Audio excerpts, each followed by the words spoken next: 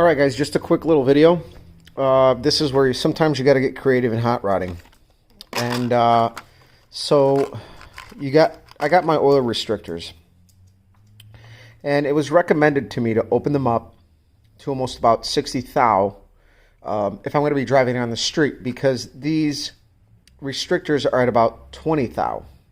I've never had a problem with too much oil in the top end. A lot of people typically go to restricted push rods, which is an even easier fix. But I'm kind of married to what's here because the block already has been, threaded to accept the restrictors. So I got this assortment of tiny drill bits. I think the biggest in here is about an 1/8 inch, but these are all metric. So I use a dial indicator to get it close. I did this once before on the engine that's on the Olds, and I did that actually for the spit plug, and yet again we're going to have to do it again because this is not correct. You will find a lot of guys who build Oldsmobiles at a general machine shop and they don't put the right plug in the back. So you end up running your distributor gear dry. That is not good at all. So I have to drill this out as well, but what I'm going to do for this, since this is fairly thick, I'm going to end up putting a chamfer on the inside here and then drilling the back so it'd be thinner to about 40 thou, I believe is the correct size for the spit hole. And then my restrictors already have well, I'm not going to take them out because I'll fucking spill them with my luck. But what I'm going to end up doing is, you see the pop nut I got here? I actually have them here. So I told you guys some time ago about making a fixture. So what I'm going to end up doing is, this is going to be even easier.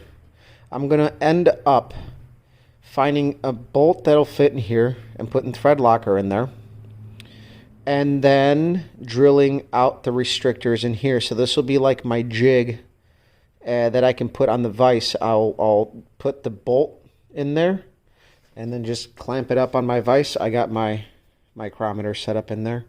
And then I'll be able to drill these out and take them back out without ruining the threads on there. So this is a creative measure to use this as a drilling jig for those restrictors. And that's what I'm going to be doing. That's just what I'm doing today. So this will be added on to whatever video I do next. And then I'm going to get creative on the freeze plugs as well. Because right now getting stuff is kind of hard. And I figure just get creative with it. So I'm going to actually retrieve. I have the plug here that I retrieved from this block. I didn't really beat it up. I carefully popped it out. And then if you use a socket, the bevel edge, you can stake this back out. And then if you use a little bit of RTV, you can reuse this. I mean, this is good. It's not rotted out. There's no reason to. It just blocks oil. It doesn't see any oil pressure. So as long as it's a tight fit, you put a little gray Permatex on there and you're good. We're going to do that with the back one at the one behind the cam as well. And go from there. So yeah, and on that one, I'm going to get a little creative because on the big one, I'm going to end up welding a nut, putting a bolt on there, and yanking it out with a slide hammer out of one of the blocks that I got over the weekend. So, yeah, instead of waiting, that's what I'm going to do. All right, guys. So I know I came out here, measured a couple of things, adding to that video that I made yesterday. Today, I'm going to drill out my restrictors. I'll show you how I'm going to do that. Then I'm going to drill out the spit plug, get that all ready. And then I think I'm going to blast this down, set up my rope seal, and then set the crank in. I still need to go out, but actually, let's go look. I think I have to go buy a ring compressor. I don't think I have a new one. They're really cheap. You'd think I would know where everything is in my own toolbox, but I don't. It looks like I do not have a ring compressor. I usually throw them out. Why? Because if I hang on to them, I have a bad tendency to want to use them. And really, I buy the cheap ones from Harbor Freight, they get wallered up real fast. So I don't really like to hang on to them too long. I chuck them. So once the crank is set in place, get a ring compressor and start numbering our rod assemblies. I'll do that today because they have to go in a certain order. They're not numbered, but they are. Actually, I think he did number them. I see a number there. All right. Makes it easier. Yeah, so we'll go ahead and get that stuff ready. I'll show you what's going on. If you guys see, I marked spit hole. That's the plug that spits oil at the timing chain. And then obviously before I do any major assembly, I'm going to spray it again with brake cleaner just to get some of the shit off of it. So I'll let you guys go. All right, guys, I'm doing this video with one hand, and obviously I can't show you while I drill, but this is a, I'm going in with the second drill bit. Actually, let me clean it up. There's some shit on there. All right, so this is actually a 50 thousandths drill bit. I started out with a 40, and I'm like, that's a little small. I went back in my notes, and somebody told me to do 60. So I'm going to do 50 and just kind of split the middle there. So what I did is I have the pop nut certs, and I found a screw that fit on the bottom, and I just kind of crimped the end so that it would wedge itself. And by crimp the end, I mean the threads. I kind of flattened them out so that they would, get bound up. And then that way, my oil feed restrictor on the lifter bore doesn't go all the way through. And I can go ahead and drill through it and not push it through. So that's what I'm doing. I started this one. I have 15 more to go. So this will be fun. So follow it up when I'm done with this job. All right. Been out here for about an hour and a half, and I got all of the restrictors drilled out. I have to clean them out, but they're drilled. So I'm probably going to end up sticking these in a little sandwich container with a little bit of soapy water, shaking them around, make sure I get all the burrs and stuff off, and they should be good to go. And then I drilled the spit plug with a 40 thousandths hole, and you can see I tapered it for just ease of oiling. Not only that, and it's easier to drill with a like an 1/8 inch drill bit than it is with a 40 thousandths drill bit. So I tried to kind of split the difference and do it, and that really helped. So these are good to go. I have to fire up the grill. So I'm going to take a break, and we'll get back to this. And then hopefully get our crank in. I'm not going to worry about the restrictors and the spit plug just now because those can go on later. This is something that I needed to get done before I moved on to anything else. I guess you can technically still call this block prep, if you will. This is getting all the little items ready. But, yeah, I'll show you here. That's really hard. These are tiny, dude. Can you see daylight? Fuck me. You could see we made a significant hole there. It's really hard to see. Here, you can tell they need to get cleaned out and see. So I need to get in there with a little piece of wire, clean that all out. Again, this is all very important and tedious. But those are ones that we needed to drill out, and they're going to be here for safekeeping. Didn't lose. I did drop one, and I broke one drill bit, and that probably took me the most time to extract. Let me tell you, trying to drill a drill bit out was just not good. But I'll let you guys go. We'll clean up the rest of these plugs, put them back in as well when we're ready. But try to get the crank set up in place today at least. Yeah, so we'll let you guys go. A little progress. All right, guys, I fired up the grill because I forgot I was grilling today, so I got a few minutes. So I drilled out the dowel holes for the cylinder head dowel pins. They're different between the big block and the small block. I consulted with my buddy, Dr. Dan, who's a big Oldsmobile guy.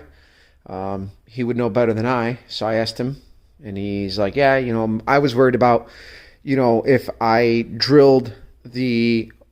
opened up the hole, if I was going to run into something stupid, because I've never ran big block heads before, so this is all new to me. But he said it was fine. He's like, you'll be all right. So the location's a little different. So I use this side to test it on. I got to drill the other cylinder head. And then I think that's the last of the small tidbits that we have to do. I don't know if I should just remove this drain valve? No, it's on there good. It works. All right, cool. So yeah, just another little thing I'm doing. Again, getting a lot of little things ready before I put the engine together. This is the important stuff. This is where the details really, really matter and come together. This is why I like to take my time. I don't like to rush anything. I don't like to do the pride football, like, bro, you got to get this done. No, I don't like doing that. It's when shit goes wrong. So the more time I'm looking at this block, the more time I'm looking at these parts, I'm thinking of anything that could possibly go wrong. So this is why my engine builds usually take me a little longer. So we'll let you guys go yet again for a brief pause, and then we'll get that crank in there. All right, guys, the crankshaft is set in place. I guess I could do a video of me putting it together, but there's a lot of people out there who do it better than me. So I'm just going to talk to you guys about what I did. But I'll cover everything. So I started putting, the 1, 2, 3, 4, and 5 main caps in. So what you should do is one at a time, center out. You tighten the center ones, you spin the crankshaft, make sure everything's good.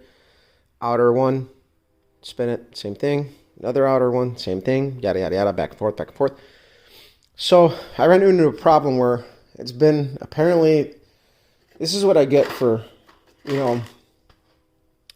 blabbing, right? I've never had problems with the rope seals, but the quality is either in the shitter or they're just really generic now.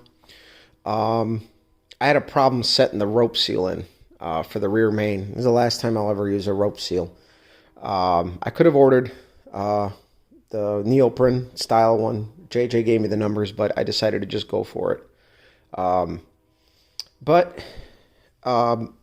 I had to, after getting everything together, I had to take it all back apart, get the rope seal out, reset it in there. I had another rope seal in here. I ended up using that one. There was a very slight difference in the core thickness of the inside. So rolled it in there, put a little bit of snot on there. And by snot, I mean just like a hair of assembly lube to just help it. And I set it in there and it spins good. But before I even, it took me a few tries, to be honest with you. It took me a couple hours. It was the most trouble I've ever had with with a rope seal. And my luck, it's going to fucking leak, so we're going to have to replace it. Maybe. I don't know. I have no idea at this point.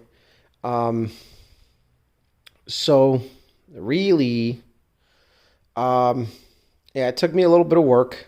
And just to get the doubt out of my mind, I ended up tightening up the number 5 main to make sure nothing was binding up. Everything was good. It spun real nice.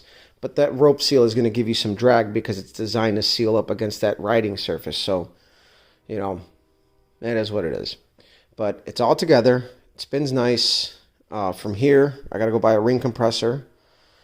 We'll get our pistons and rings all set in place. Everything will get set up. And we'll go from there little by little. Maybe next time we'll get the pistons in. I got the oil pump with me. I'm going to take that by work to clean it up in the parts washer there. And then hopefully, we'll put the cam in. I got to clean up my restrictors, my plugs, everything, get all that back in. I actually did have the back plug for the block. It's in the box of goodies somewhere around here. There it is. So, I have it. So, we're going to use that. That's covered. And actually, speaking of the neoprene seal, here it is. Here's the old one that was actually in this engine. Probably should have just bought one, but oh well. We're going to run with it. But it's together. It's together. It's going to be for tonight. Hopefully from here, we don't run into many, many more issues. Really, this was an assembly issue, and it always happens. I go back and forth. I'm overly cautious. I want to make sure that everything is absolutely right.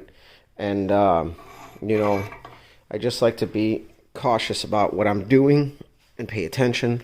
So if I got to go back and do it a couple of times, I don't mind it. I'm not an engine builder by trade.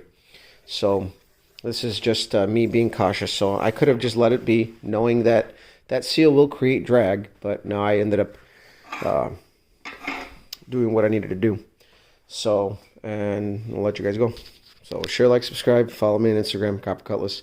Let you guys go. It's time for me to get some sleep.